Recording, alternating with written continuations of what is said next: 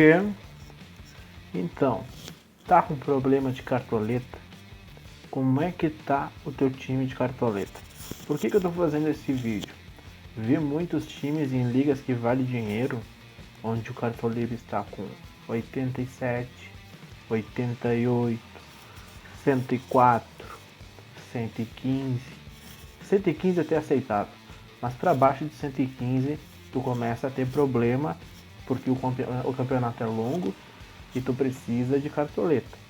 Vai ter muito jogador que depois da 15ª rodada por ali, ele começa a ficar mais regular. E aí o valor dele vai subir e tu precisa botar esse cara no teu time. Então o que eu tenho que fazer para recuperar essas cartoletas? Primeiramente separei 3 aplicativos para vocês entenderem o que tem que fazer para recuperar essas cartoletas. Primeiramente entender o sistema. O sistema é simples. Quanto pior o jogador foi na rodada passada e melhor ele for na rodada seguinte, mais ele valoriza. No caso, o Ramires, sem pontuar, ele já valoriza. Se ele ficar com a nota 0 e entrar em campo, lógico, ele já valoriza. Já o Patrick de Paula, se ele não fizer pelo menos 12, 13 cartoletas, ele desvaloriza. Então ele se torna uma opção ruim. Aí tu olha para ele e diz assim, não, mas ele vai imitar. A gente nunca sabe se ele vai imitar. O Palmeiras pode ir bem num jogo, ele pode ir mal no outro. Então sempre tomando aquele cuidado. O mais importante é olhar as dicas do Ovelha, que tu vai saber se ele é bom ou ruim para aquela rodada. Beleza. Então tu já entendeu como é que é o sistema. O que tu vai fazer agora? Por que tu vai entrar no Cartola FC oficial? Se tu usa só o celular para escalar o jogador. Só para isso. Para escalar o jogador. O time. Por que eu tenho que escalar o time por aqui? Porque muitas vezes acontece da pessoa montar o time tanto pelo Olheiros FC, quanto pelo Parciais, quanto por outro aplicativo que não é o oficial. Por exemplo, troquei o Jean-Pierre e botei o Patrick. Quando eu olhei, eu não olhei mais, tá? Só fiz a troca. Quando eu vou olhar o meu time com o mercado fechado, quem tá lá é o Jean-Pierre. Por quê? Então aconteceu algum bug no aplicativo e tu não conseguiu salvar o teu time. Então sempre monta pelo oficial. Esse não tem erro. Montei o time e agora vou no Parciais. O que o Parciais traz para nós de bom? Os mais escalados, por exemplo, os 20 mais escalados, né? Temos aqui os 20 mais escalados. E o que eu faço com esses 20 mais escalados? Eu vou ter uma noção se eu acertei ou se eu errei. Quando tu olha lá no meu time, por exemplo assim, vou lá no meu time e pego o Thales Magno e olho lá, 1.3. A pessoa vai pensar assim, ele errou, ele foi mal. Porém, o Thales Magno não é dos mais escalados. Eu vou olhar os mais escalados e vou ver quem do Vasco? O Cano.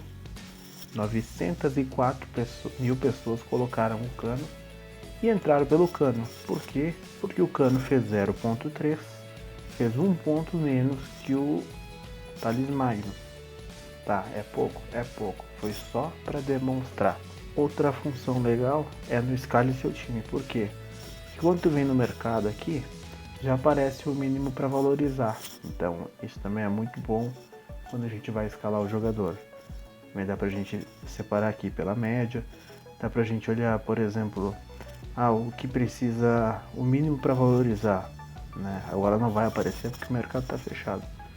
Então assim é muito mais simples de ter uma noção se o cara vai valorizar ou não. E o Olheiros FC. Olheiros FC é o último processo que tu vai fazer. Por quê? Escalou o time, olhou como é que tá os mais escalados, olhou se ele tá bom para valorizar. Tu vai analisar jogador por jogador e ver se ele vale a pena mesmo ser escalado ou não. Por exemplo, eu vou usar o Thiago Galhardo, que foi o melhor jogador do meu time nessa rodada. Eu clico nele e vou em ver perfil. Em ver perfil, eu consigo ver tudo sobre o Thiago Galhardo no Cartola. Por exemplo, média geral 6.88 e a média casa e a média fora, que é o principal. Por exemplo, em casa a média dele é 9,25 e fora 4,25. Ou seja, fora de casa eu tenho outras opções bem melhores que o Thiago Galhardo, mas em casa ele é muito bom. Como que eu sei disso? O que aconteceu nos jogos passados? Eu vou em pontuações. Aqui eu olho. Então, em casa ele fez 2 gols num jogo e 1 gol no outro jogo. Contra o Santos ele não foi tão bem, mas a média dele é muito boa. Já fora de casa ele foi mal nas duas, porém ele deu uma assistência contra o Coritiba. Lembrando que contra o Coritiba ele entrou no segundo tempo, faltando 15 minutos para acabar o jogo. Agora eu vou pegar o extremo, que é o que? O pior jogador da rodada no meu time, Léo Ortiz. O Léo Ortiz é uma boa opção? Não, ele não é boa opção.